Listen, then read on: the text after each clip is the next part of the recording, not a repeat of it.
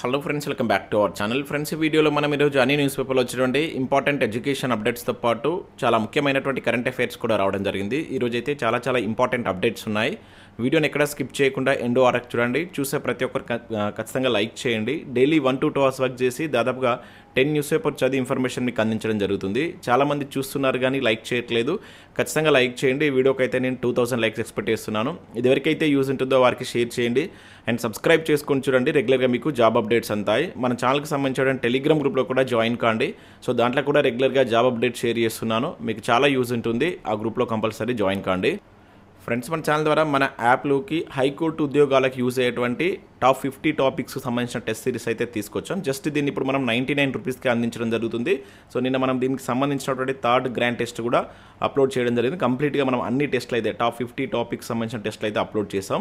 మీకు ఇప్పుడు ఎగ్జామ్ అనేది ఒక 4 to 5 days మాత్రమే ఉంది. ఈ టైంలో మీకు చాలా ఎక్సలెంట్గా యూజ్ అవుతుంది. ఇంపార్టెంట్ టాపిక్స్ సంబంధించి మీరు రివిజన్ చేసుకోవాలనుకుంటే మనం ఇచ్చేటువంటి ఈ టెస్ట్ సిరీస్ కనుక మీరు రాసినట్టయితే సరిపోతుంది. దీనిలో మనకి ఏంటంటే టాప్ 50 టాపిక్స్ తీసాం. అవి కూడా మనం ప్రీవియస్ పేపర్స్ ఆధారంగా ఆ టాపిక్స్ని సెలెక్ట్ చేయాలంటే ఎక్కువగా వస్తున్నటువంటి క్వశ్చన్స్ ఉంటాయిగా ఆ ఏరియాస్ నుంచి టాపిక్స్లోకి వెళ్ళి మనం ఒక్కొక్క టాపిక్ మీకు 20 క్వశ్చన్స్ అయితే ఇస్తున్నాం. ఇక దాంతోపాటుగా topic wise date wise already టెస్ట్లని అప్లోడ్ చేయడం జరిగింది. మీకు చాలా యూజ్ అవుతుంది. ఇంకా దీంతో పాటుగా ఇంగ్లీష్కి సంబంధించి కూడా కావాలనుకుంటే జస్ట్ 99 రూపీస్కి మనం ఇంగ్లీష్కి సంబంధించినటువంటి video course with test series అనేది అందించడం జరుగుతుంది. అండ్ మార్చ్ మంత్ కావచ్చు, ఫిబ్రవరి అండ్ జనవరి మంత్కి సంబంధించినటువంటి కరెంట్ అఫైర్ టెస్ట్ సిరీస్ అనేది కూడా జస్ట్ మనం 49 రూపీస్కి అందిస్తున్నాం. మీకు ఈ కోర్సులో కూడా ఏది మనకు ఈ హైకోర్టు కోర్సులో కూడా దీనికి సంబంధించినటువంటి కరెంట్ అఫైర్స్ అయితే ఉంటాయి. ఎవరైనా సపరేట్గా తీసుకోవాలనుకుంటే మాత్రం 49 రూపీస్ ఉంటుంది. ఒకసారి యాప్ డౌన్లోడ్ చేసుకొని చెక్ చేసిన తర్వాత తీసుకునే ప్రయత్నం చేయండి. ఫ్రెండ్స్, ఈరోజు న్యూస్ పేపర్లో వచ్చే అప్డేట్స్ కనుక చూసినట్లయితే మనకి ఇక్కడ ఫస్ట్ అప్డేట్ వచ్చేసి ఇక నుంచి 1:1 నిష్పత్తిలో ధృవీకరణ పత్రాల పరిశీలన అంటే ఇక్కడ చూడవచ్చు. ప్రభుత్వ ఉద్యోగ నియామకాల్లో సంస్కరణ, గ్రూప్ 1 శిశు సంక్షేమ శాఖల పోస్టుల్లో అమలు చేసిన టీజీపీఎస్సీ అంటే ఇక్కడ ఈనాడులో మనం ఒక ప్రధాన వార్తగా దీన్ని చూడవచ్చు. సో దీనివల్ల అభ్యర్థులకు నష్టమా లేకుంటే లాభం అనేది మీరు వీడియోని లైక్ చేసి కింద మీ యొక్క ఒపీనియన్ తెలియజేసేటువంటి ప్రయత్నం చేయండి. ఇక్కడ ఇచ్చినటువంటి ఇన్ఫర్మేషన్ చూద్దాం. ఇక్కడ చూసినట్లయితే రాష్ట్రంలో ప్రభుత్వ ఉద్యోగాల భర్తీని మరింత వేగంగా నిర్వహించేందుకు నియామక ప్రక్రియలో టీజీపీఎస్సీ కీలక నిర్ణయం అయితే తీసుకుంది. రాత పరీక్షల్లో వచ్చినటువంటి మార్కుల మెరిట్ కావచ్చు, పోస్టుల సంఖ్య, రిజర్వేషన్ల ఆధారంగా ధృవీకరణ పత్రాల పరిశీలనకు 1:1 నిష్పత్తిలోనే అభ్యర్థులను ఎంపిక చేయనుంది. ఇప్పటికే 563 గ్రూప్ 1 పోస్టుల భర్తీ ప్రక్రియలో ధృవీకరణ పత్రాల పరిశీలనకు ఈ విధానాన్ని అమలు చేసినట్లయితే చూడవచ్చు. దాంతోపాటు మహిళా శిశు సంక్షేమ శాఖలో సిడిపిఓ తదితర పోస్టుల భర్తీకి ఇదే విధానాన్ని అవలంబించింది. సో తదుపరి నోటిఫికేషన్లలో కూడా ఈ సంస్కరణ అమలు చేయనుంది అని చెప్పేసి కూడా ఇచ్చారు. అంటే ఇక్కడ మనకు గ్రూప్ 2 అండ్ గ్రూప్ 3కి సంబంధించి కూడా మనకి ఇదే అమలు చేయబోతున్నట్లు ఇక్కడ మనం అర్థం చేసుకోవచ్చు. ఇక్కడ క్లియర్గా ఇచ్చారు. తదుపరి నోటిఫికేషన్లో కూడా మనకు దీన్నే మనకు టీజీపీఎస్సీ అయితే అమలు చేయబోతుంది. అదేవిధంగా మనకు ఇప్పుడు రాబోయేటువంటి గ్రూప్ 2 గ్రూప్ 3కి సంబంధించి కూడా మనకు 1:1లోనే పిలుస్తారని చెప్పేసి అయితే అర్థమైపోతుంది. సో దీనివల్ల మనకు నష్టమా లాభం అనేది కూడా ఇక్కడ చూద్దాం. ఇక్కడ చూసినట్లయితే ప్రభుత్వ ఉద్యోగాల కోసం పోటీ పరీక్షలు నిర్వహించి అందులో సాధించినటువంటి మార్కులు కావచ్చు, మల్టీ జోన్లు, జిల్లాల వారీగా పోస్టుల సంఖ్య కావచ్చు, రిజర్వేషన్ల ఆధారంగా ఈ మెరిట్ కలిగినటువంటి అభ్యర్థులను ధృవీకరణ పత్రాల పరిశీలనకు పిలుస్తారు. అయితే ఇప్పటి వరకు ఈ మల్టీ జోనల్ కావచ్చు, జోనల్ పోస్టులకు 1:2 నిష్పత్తిలో, జిల్లా పోస్టులకు 1:3 నిష్పత్తిలో, దివ్యాంగుల కేటగిరీలో 1:5 నిష్పత్తిలో పిలవడం ఆనవాయితీగా అయితే వస్తుంది. అయితే ఇటీవల టీజీపీఎస్సీ భర్తీ చేసినటువంటి పోస్టులకు 1:2 నిష్పత్తిలో అభ్యర్థులను ధృవీకరణ పత్రాల పరిశీలనకు పిలువగా 100% హాజరైనట్లు సమాచారం. ఒక విభాగంలో 50 పోస్టులు ఉంటే 1:2 నిష్పత్తిలో జనరల్గా మనకు 100 మంది అభ్యర్థులు అయితే పిలుస్తారు. అంటే అదనంగా ఇక్కడ ఒక 50 మందిలో ఆశలు కల్పించినట్లు అవుతుంది. సో ధృవీకరణ పత్రాల పరిశీలనకు హాజరై పోస్టులు రాకపోవడంతో ఆ 50 మంది అభ్యర్థులు ఈ నిరాశతో పాటు మానసిక ఆందోళనకు గురి అవుతున్నారు. సో ఈ పరిస్థితులు తలెత్తకుండా 1:1 నిష్పత్తిలోనే అభ్యర్థులను పిలవాలని కమిషన్ నిర్ణయించింది.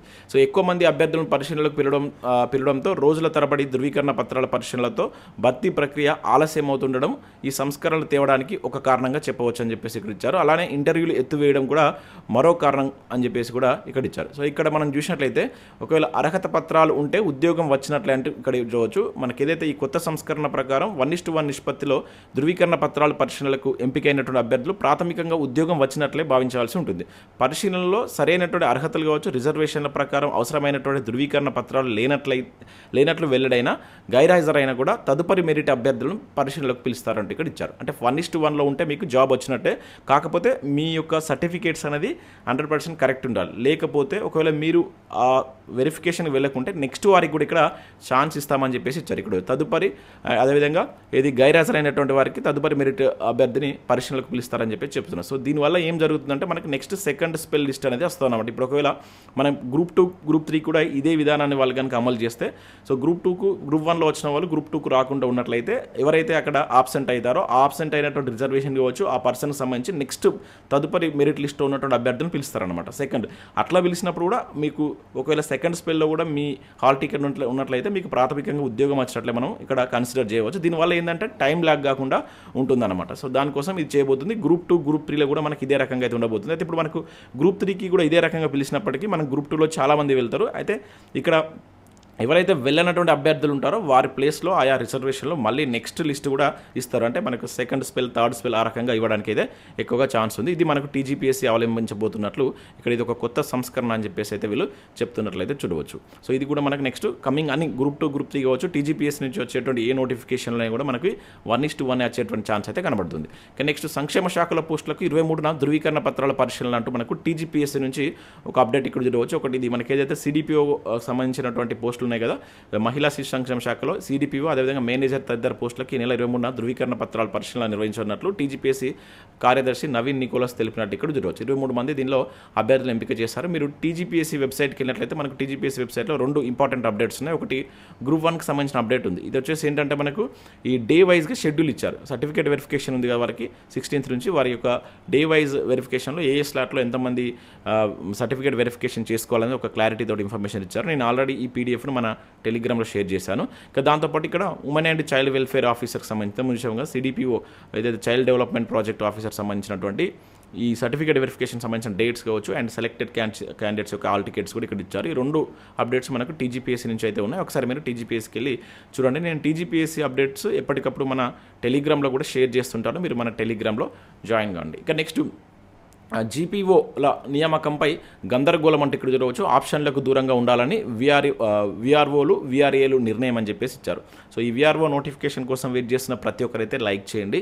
ఇక్కడ మనం చూసినైతే గ్రామ పరిపాలన అధికారుల నియామకంపై గందరగోళం కొనసాగుతుంది. సో పూర్వపు ఏదైతే విఆర్ఓలు కావచ్చు విఆర్ఏల నుంచి ఆప్షన్లు తీసుకుంటామని ప్రభుత్వం ఇప్పటికే ఉత్తర్వులు అయితే జారీ చేసింది. అంటే వారి నుంచే తీసుకుంటామని ఆప్షన్లు తీసుకొని వారినే తీసుకుంటామని చెప్పేసి అయితే ప్రకటించింది. అయితే ఈ నెల 16 వరకు మనకు దీనికి సంబంధించిన ఆప్షన్లు తీసుకుంటామని చెప్పింది. అయితే ప్రమోషన్లపై స్పష్టత ఇవ్వకపోవడంతో ఉద్యోగుల్లో ఆందోళన కొనసాగుతున్నట్లు ఇక్కడ చూడవచ్చు. దీంతో ప్రభుత్వం నుంచి స్పష్టత వచ్చే వరకు ఆప్షన్లకు దూరంగా ఉండాలని ఈ మెజార్టీ విఆర్ఓలు విఆర్ఏలు నిర్ణయించినట్లు తెలిసినట్లు ఇక్కడ చూడవచ్చు. 16th వరకు అయితే ఉంది. ఇప్పటివరకు కూడా వీళ్ళు ఆప్షన్స్ ఇవ్వలేదట. బికాస్ ఇక్కడ వాళ్ళకు కొన్ని సందేహాలు ఉన్నాయంట. అవి ఏంటనేది కూడా ఇక్కడ ఇచ్చారు. ఇక్కడ మనం చూసినట్లయితే ఏదైతే మనకు జీపీఓలుగా నియమిస్తామని ప్రభుత్వం చెప్తున్నా అది ఏ క్యాడర్ పోస్ట్ అని చెప్పకపోవడం ఒకటి. అండ్ ఈ జీపీఓల తర్వాత ప్రమోషన్లు కల్పిస్తారా లేదా అనే అంశంపైన ఈ రెవెన్యూ సంఘాల నాయకులకే సరిగా వివరాలు తెలియవు. జీవితకాలం ఒకే పోస్టులో ఉండవలసి వస్తుందా అనే దానిపైన కూడా వాళ్ళకి క్లారిటీ అయితే ఇవ్వట్లేదు వాళ్ళు. ఇంకా ప్రస్తుతం డిగ్రీ పూర్తి చేసి విఆర్ఏ విఆర్ఓల వివిధ శాఖల్లో జూనియర్ అసిస్టెంట్ హోదాలో పనిచేస్తున్నారు. అయితే ఒకవేళ ప్రభుత్వం ఈ జీపీఓ తర్వాత ఆర్ఐ లేదా జూనియర్ అసిస్టెంట్ ప్రమోషన్ కల్పిస్తే మళ్ళీ అదే క్యాడర్లో పనిచేయాల్సి వస్తుందని ప్రమోషన్లు ఇచ్చినట్టు ఎలా అవుతుందని ప్రశ్నిస్తున్నారు. ఇంకా ప్రస్తుతం ఇతర శాఖల్లో అందుకుంటున్న వేతనాలు కొనసాగిస్తామని ప్రభుత్వం చెబుతుంది. అంటే జూనియర్ అసిస్టెంట్ ఉన్న వారికి అదే వేతనంతో కొనసాగిస్తుంది. ఒకవేళ వారికి ఈ జీపీఓగా నుంచి జూనియర్ అసిస్టెంట్గా ప్రమోషన్ ఇస్తే వేతనం ఎలా పెంచుతారని చర్చ జరుగుతుంది. ఇంకా అదేవిధంగా పరీక్ష నిర్వహిస్తామని చెప్పారు కానీ ఇప్పటివరకు దానిపైన ఆ సిలబస్ పైన స్పష్టత లేదని చెప్పేసి ఇలా రకరకాల కారణాలు అయితే ఉన్నాయి. సో మనకు విఆర్ఓ నోటిఫికేషన్ అనేది కొంచెం లేట్ కావచ్చు. ఇక్కడ ఈ చూస్తున్న పరిణామాలను బట్టి మనం అర్థం చేసుకుంటే ఇప్పుడు 16 వరకు ఆప్షన్స్ ఇవ్వాలి. ఇది అయిపోయిన తర్వాత వీళ్ళు ఇస్తారో లేదో తెలియదు. దీన్ని ఇంకా మళ్ళీ ఎక్స్టెండ్ కూడా చేయవచ్చు. దాని తర్వాత మళ్ళీ దీని నుంచి సరైన అప్లికేషన్స్ వాళ్ళు స్క్రూటినిటీ చేస్తారు. దాని తర్వాత వీరికి సంబంధించిన సిలబస్ ఇవ్వాలి, ఎగ్జామ్ పెట్టాలి, రిజల్ట్ ఇవ్వాలి. ఇదంతా ఒక 2-3 months జరిగేటువంటి ప్రాసెస్. తర్వాత మనకు వేకెన్సీస్ని బట్టి వేకెన్సీస్ ఎక్కువనే మిగిలే ఛాన్స్ ఉంది ఇప్పుడున్న పరిస్థితి చూస్తే. బట్ ఆ వేకెన్సీస్కి అనుగుణంగా మనకు కొంచెం లేట్గా నోటిఫికేషన్ రావడానికి ఛాన్స్ అయితే ఉంది. ఇంకా నెక్స్ట్ ఇక్కడ చూసినట్లయితే గ్రూప్ 1 నియామకాల్లో ఎస్టీ రిజర్వేషన్ల పెంపుపై వివరణ ఇవ్వండి అంటూ ఇక్కడ ఒక న్యూస్ చూడవచ్చు. సో రాష్ట్ర ప్రభుత్వానికి హైకోర్టు ఆదేశం అని చెప్పేసి ఇక్కడ ఇచ్చారు. సో మనకి Telangana public service commission TGPSC చేపట్టేటువంటి గ్రూప్ 1 నియామకాల్లో ఎస్టీ రిజర్వేషన్ల పెంపుపై వివరణ ఇవ్వాలని రాష్ట్ర ప్రభుత్వానికి హైకోర్టు ఆదేశాలు జారీ చేసినట్టు చూడవచ్చు. జనరల్గా మనకు ఈ ఎస్టీ రిజర్వేషన్ల పెంపు అనేది 6% నుంచి 10%కు పెంచడం జరిగింది. అయితే ఇది మనకు గ్రూప్ 1 నియామకాలకు వర్తింపజేయడంపై కౌంటర్ దాఖలు చేశారంట. అయితే టీజీపీఎస్సీని దానికి సంబంధించి ఇక్కడ హైకోర్టు ఆదేశించినట్లు ఇక్కడ మనం చూడవచ్చు. ఇంకా నెక్స్ట్ ఎస్సీ వర్గీకరణ రోస్టర్ తర్వాతే వర్సిటీలో నియామకాలంటూ జరగవచ్చు. అసిస్టెంట్ ప్రొఫెసర్ పోస్టుల భర్తీకి అడ్డంకిగా ఎస్సీ వర్గీకరణ రోస్టర్ ఉత్తర్వుల అనంతరమే నియామకాలకు నోటిఫికేషన్లు. ఆలోపు వర్సిటీలు ఈసీల్లో నియామకాలు ఆమోదం తీసుకోవాల్సి ఉంటుందంట. సో కాకతీయకి తప్ప ఏ వర్సిటీకి లేనటువంటి ఈ ఈసీఈలు కావచ్చు, మహిళా విశ్వవిద్యాలయానికి ఇన్ఛార్జీలుగా వీసీలు మాత్రమే ఉన్నట్లు ఇక్కడ చూడవచ్చు. అంటే మనకు తెలిసినటువంటి విషయమే, కంపల్సరీ రోస్టర్ అనేది రావాల్సిందే. అంటే వర్గీకరణ ప్రకారం రోస్టర్ వచ్చిన తర్వాతనే మనకు కొత్త నోటిఫికేషన్, ఈ నోటిఫికేషన్ లేకపోవచ్చు, ఇంకా అదర్ మనం ఏదైతే అనుకుంటున్నటువంటి జాబ్ క్యాలెండర్ ప్రకారం ఇచ్చే నోటిఫికేషన్లు కూడా ఈ మంత్లో మనకు ఈ రోస్టర్ అనేది కంప్లీట్ కావాలి. ఈ రోస్టర్ కంప్లీట్ అయిపోతే మనకు మే ఎండింగ్ వరకైనా కూడా మనకు నోటిఫికేషన్ రావచ్చు. ఈ ఎస్సీ వర్గీకరణ కనుక కంప్లీట్ చేస్తే మేలో మనకు జాబ్ క్యాలెండర్ రిలీజ్ చేసేటువంటి ఛాన్స్ అయితే కనబడుతుంది. చూద్దాం మరి ఈ ప్రాసెస్ ప్రభుత్వం ఎంత ఫాస్ట్గా చేస్తుంది అనేది దానిపైన డిపెండ్ అయి ఉంటుంది. ఇక నెక్స్ట్ ఈనాడు ప్రతిభకు సంబంధించి ఇక్కడ మనం చూసినట్లయితే ఇక్కడ మనకు పర్యావరణ అంశాలపైన ఒక ఆర్టికల్ ఇచ్చారు. అండ్ దాంతోపాటుగా డిఎస్సికి సంబంధించి ప్రపంచ చరిత్ర అని చెప్పేసి కొన్ని ప్రాక్టీస్ బిట్స్ ఇచ్చారు. అండ్ వెలుగు సక్సెస్లో ప్రపంచ వాణిజ్య సంస్థ ఏదైతే ఉందో మనకు WHO ఉంది కదా, సో WTO వరల్డ్ ట్రేడ్ ఆర్గనైజేషన్కి సంబంధించి ఒక మంచి ఆర్టికల్ అయితే ఇచ్చారు. దాని యొక్క ఆయుర్భం కావచ్చు అండ్ దాని యొక్క సమావేశాలు ఎట్లా ఉంటాయి వాటికి సంబంధించినటువంటి కంప్లీట్ డీటెయిల్స్ ఇచ్చారు. ఒకసారి దీన్ని మీరు డౌన్లోడ్ చేసుకుని చూసేటువంటి ప్రయత్నం చేయండి.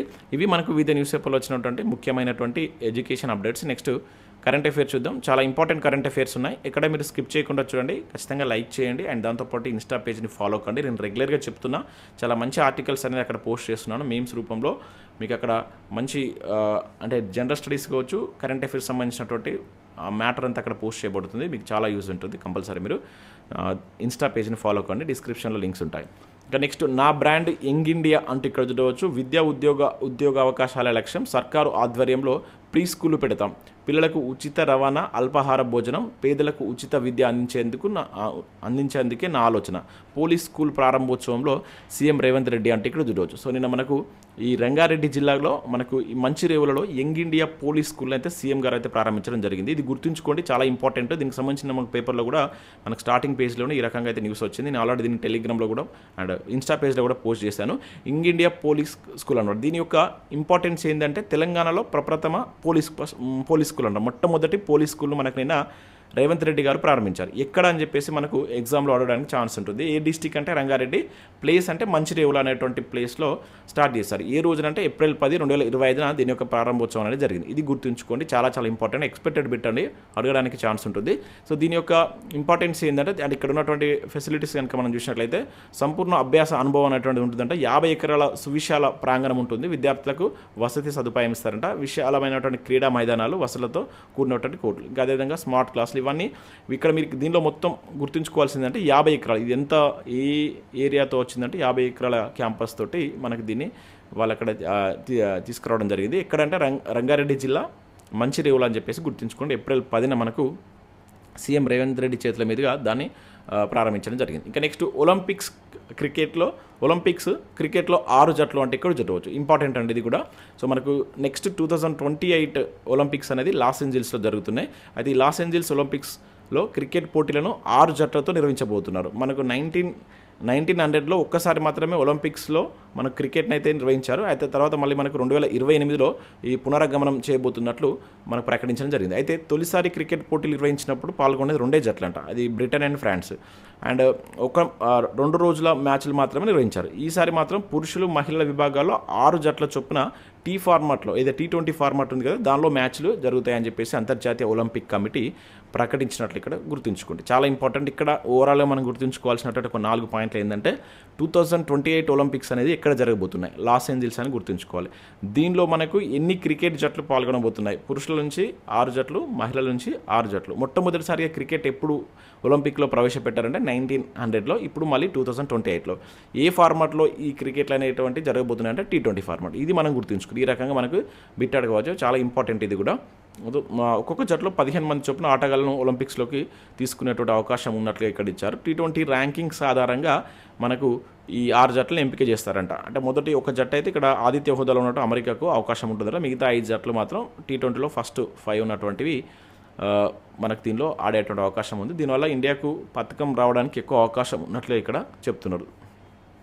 ఇంకా నెక్స్ట్ భారత రాష్ట్రపతికి ఈ స్లోవేకియా గౌరవ డాక్టరేట్ అంటే చూడవచ్చు. మనకు తెలిసినటువంటిదే భారత రాష్ట్రపతి ఈ స్లోవేకియా ఉండి ఇంకొక దేశ పర్యటనలో కూడా ఉన్నారు. ఆ దేశం ఏంటనే మీరు కింద కామెంట్ చేయండి. మనం నిన్నటి కరెంట్ అఫేర్లో చూసాం. ఇక్కడ దానికి సంబంధించి అక్కడ ఏదైతే మనకు ఈ స్లోవేకియాలో ఉన్నటువంటి ఈ కాన్స్టాంటిల్ ది ఫిలాసఫర్ యూనివర్సిటీ నుంచి గౌరవ డాక్టరేట్ అయితే స్వీకరించడం జరిగింది మన రాష్ట్రపతి గారు.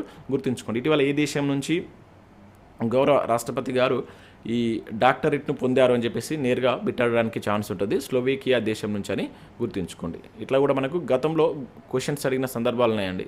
ఇక నెక్స్ట్ ప్రపంచ టాప్ 100లో హైదరాబాద్ విమానాశ్రయం అంటూ చూడవచ్చు. 56వ స్థానం కైవసం. ఢిల్లీ, బెంగళూరు, ముంబైలకు కూడా స్థానం అంటూ ఇక్కడ ఇచ్చారు. సో మనకు భారత విమానయాన రంగం అద్భుతమైనటువంటి పురోగతిని సాధిస్తుంది.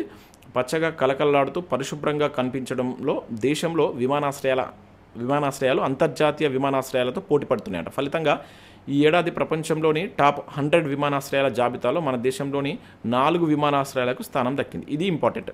ఎన్ని ఉన్నాయి అని అడగవచ్చు. 4 గుర్తుంచుకోండి. సో అంతర్జాతీయ ఎయిర్ ట్రావెలింగ్ రేటింగ్ సంస్థ అయినటువంటి మనకు స్కై ట్రాక్స్ ప్రకటించిన ర్యాంకుల్లో ప్రకారం హైదరాబాద్లో ఉన్నటువంటి రాజీవ్ గాంధీ అంతర్జాతీయ విమానాశ్రయం 56వ స్థానంలో నిలిచింది. ఇది పరిశుభ్రత, స్నేహపూర్వక అదేవిధంగా వ్యవహరించేటువంటి సిబ్బంది, ప్రయాణికుల అనుభూతి పరంగా ఈ ర్యాంకులు దక్కించుకుంది. దేశంలోనే అత్యంత రద్దీ గల విమానాశ్రయంగా పేరు పొందినటువంటి ఢిల్లీలో ఉన్నటువంటి ఇందిరాగాంధీ అంతర్జాతీయ విమానాశ్రయం ఆధునిక టెర్మినల్ కావచ్చు, కళాకృతి ప్రదర్శన అండ్ సమర్థవంతమైనటువంటి ఇమిగ్రేషన్, మంచి కనెక్టివిటీతో 32వ స్థానంలో ఉంది మనకు. ఇది మనకు ఇందిరాగాంధీ విమానాశ్రయం 32, మనది వచ్చేసి 56 అని గుర్తుంచుకోండి. ఇక బెంగళూరులో ఉన్నటువంటి కెంపగౌడ అంతర్జాతీయ విమానాశ్రయం 48, ముంబైలో ఉన్నటువంటి ఛత్రపతి శివాజీ మహారాజా అంతర్జాతీయ విమానాశ్రయం 73 స్థానంలో నిలిచాయి. ఇవి మనకు ఈ నాలుగు గుర్తుంచుకోండి. ఇది శివాజీ మహారాజా అంతర్జాతీయ విమానాశ్రయం ఇది మనకు ముంబైలో ఉంది. అదేవిధంగా కెంపగౌడ బెంగళూరు అండ్ ఢిల్లీలో ఉన్నటువంటి ఇందిరాగాంధీ అండ్ మన దగ్గర ఉన్నటువంటి రాజీవ్ గాంధీ. ఈ 4 గుర్తుంచుకోండి. మన దానికి సంబంధించి ర్యాంక్ కూడా గుర్తుంచుకోండి. చాలా ఇంపార్టెంట్. ఇక నెక్స్ట్ ఏఐ సహాయంతో కృత్రిమ గర్భధారణ అంటే ఇక్కడ చూడవచ్చు. ప్రపంచంలోనే తొలి శిశు జననం అంటే ఇక్కడ ఇవ్వడం జరిగింది. మనకు కృత్రిమ మీద ఏఐ టెక్నాలజీ వైద్య రంగంలోనూ సంచలనంగా మారినట్లు ఇక్కడ చూడవచ్చు. మనకి ఏదైతే ఐవీఎఫ్ కృత్రిమ గర్భధారణ అని చెప్పేసి అంటాం. సో దీనిలో ఏఐ సహాయంతో ప్రపంచంలోనే తొలి శిశు జననం మనకు మెక్సికోలో జరిగిందంట. ఈ కంట్రీ పేరు గుర్తుంచుకోవాలండి. సో న్యూయార్క్, మెక్సికో వైద్యుల బృందం చేపట్టినటువంటి పూర్తి ఆటోమేటెడ్ ఈ ఐవీఎఫ్ విధానంలో 40 ఏళ్ల మహిళ ఇక్కడ ఓ దవాఖానాలో మగ శిశువుకు జన్మనిచ్చిందంట. శుక్రకణాన్ని నేరుగా అన్నంలోకి ఇంజెక్ట్ చేయడాన్ని మనం జనరల్గా ఈ ఐసీఎస్ఐ అని చెప్పేసి అంటాం. ఇది మనకు ఐవీఎఫ్లో సర్వసాధారణంగా చేసేటువంటి ప్రక్రియ. అయితే ఇదంతా మనకి ఈసారి ఏఐ ద్వారా దాదాపు 23 దశలను మానవ ప్రమేయం లేకుండా ఏఐ సహాయంతో వైద్య బృందం దీన్ని పూర్తి చేసిందట. సో దీనివల్ల మనకి ఏంటిది, ఏఐ సహాయంతో కృత్రిమ గర్భధారణ జరిగినటువంటి మొట్టమొదటి దేశం ఏదంటే మనకు మెక్సికోలో చేశారు. ప్రపంచంలోనే తొలి శిశు జననం కూడా జరిగినట్లు ఇక్కడ గుర్తుంచుకోండి. చాలా ఇంపార్టెంట్. ఇటువంటి అడగవచ్చు. ఎందుకంటే ఏఐ సంబంధించి ఏదో ఒక బిట్ అడుగుతారండి, ఎక్కువ వార్తల్లో ఉంటుంది కనుక. నెక్స్ట్ ప్రసూతి మరణాల్లో భారత్కు 2వ స్థానం అంటూ జరగవచ్చు. ప్రసూతి మరణాల్లో భారత్లో 2023కు సంబంధించిన రిపోర్ట్ వచ్చింది. ప్రపంచంలోనే 2వ స్థానంలో ఉందని మనకు ఐక్యరాజ్య సమితి తన తాజా నివేదికలో తెలిపిందట. దేశంలో 2023లో సగటున ప్రతిరోజు 52 చొప్పున మొత్తం 19,000 ప్రసూతి మరణాలు నమోదయ్యాయి. ప్రపంచ ఆరోగ్య సంస్థ, యూనిసెఫ్, అదేవిధంగా ఈ యుఎన్ పాపులేషన్ ఫండ్ తదితర సంస్థలు ఈ నివేదికను విడుదల చేసినట్టు గుర్తుంచుకోండి. ఇది చాలా ఇంపార్టెంట్ నివేదిక అండి. ఇటువంటి అడగవచ్చు. 75,000 మరణాలతో నైజీరియా మొదటి స్థానంలో ఉందంట. ఈ విషయంలో పాకిస్తాన్ 11,000 మరణాలతో చాలా మెరుగైనటువంటి స్థితిలో ఉన్నట్లయితే కనబడుతున్నట్టు ఇక్కడ చూడవచ్చు. సో మనది చాలా వరస్ట్ స్థితిలో ఉందనుకోవచ్చు. ఎందుకంటే 2వ స్థానం అంటే ఇక్కడ ఎక్కువ జరుగుతున్నట్లు మనం ఇక్కడ అర్థం చేసుకోవాల్సి ఉంటుంది. ఇక నెక్స్ట్ వైబ్రెంట్ విలేజెస్ ప్రోగ్రామ్ 2 అయితే దీనికి సంబంధించినటువంటి క్యాబినెట్ ఆమోదం అయితే జరిగిందంట. సో భారత అంతర్జాతీయ సరిహద్దులను ఆనుకొని ఉన్నటువంటి గ్రామాల సమగ్ర అభివృద్ధికి ఉద్దేశించినటువంటి వైబ్రెంట్ విలేజెస్ ప్రోగ్రామ్ 2వ దశ కేంద్రం దానికి సంబంధించి ఆమోదం తెలిపింది. ప్రీవియస్లో క్వశ్చన్ ఎలా ఉందంటే వైబ్రెంట్ విలేజెస్ ప్రోగ్రామ్ దేనికి సంబంధించిందని చెప్పేసి అడిగాడు. ఇది అంతర్జాతీయ సరిహద్దులో ఆనుకున్నటువంటి గ్రామాల యొక్క అభివృద్ధికి సంబంధించిన ప్రోగ్రామ్ అనమాట. సో ఇది గుర్తుంచుకోవాలి. గతంలో బిట్టి కూడా ఇది. సో ఈ పథకం అమలుకు కేంద్ర ప్రభుత్వం దాదాపుగా 6,839 కోట్లు అయితే కేటాయించింది. ఇది ఇప్పటివరకు అమల్లో ఉంటుందంట. 2028-29 ఆర్థిక సంవత్సరం వరకు అమలు అవుతుందంట. ఈ ఇయర్ గుర్తుంచుకోండి, చాలా ఇంపార్టెంట్. అట్లా నేరుగా అడగవచ్చు. ఇంకా నెక్స్ట్ ఇక్కడ దక్షిణ కొరియా అధ్యక్షుడు తొలగింపు ఆల్రెడీ మనం చూసినాం. ఇది మొన్న మార్షల్ లా అక్కడ విధించి దేశాన్ని గందరగోళం పడేసినందుకు అక్కడ ఉన్నటువంటి ఏదైతే కోర్టు ఉంటుందో ఆ కోర్టు ఈ తీర్పునిచ్చింది. మనం 2 days బ్యాక్ చూసాం. అదేవిధంగా తమిళనాడులో పంబన్ వంతెనకు సంబంధించి కూడా మనం చాలాసార్లు చూసాం అనమాట. సో ఇవి మనకు వివిధ న్యూస్ పేపర్లు వచ్చినటువంటి ముఖ్యమైన కరెంట్ అఫైర్స్, అదేవిధంగా ఎడ్యుకేషన్ అప్డేట్స్. చూసిన ప్రతి ఒక్కరు కంపల్సరీ లైక్ చేయండి, మన యాప్ను డౌన్లోడ్ చేసుకోండి. మీకు ముఖ్యంగా హైకోర్టు ఉద్యోగాలకు ఇప్పుడు ఎవరైతే చదువుతున్నారో వారికి అయితే యూజ్ అయ్యేటువంటి అన్ని కోర్సెస్ మన దగ్గర ఉన్నాయి.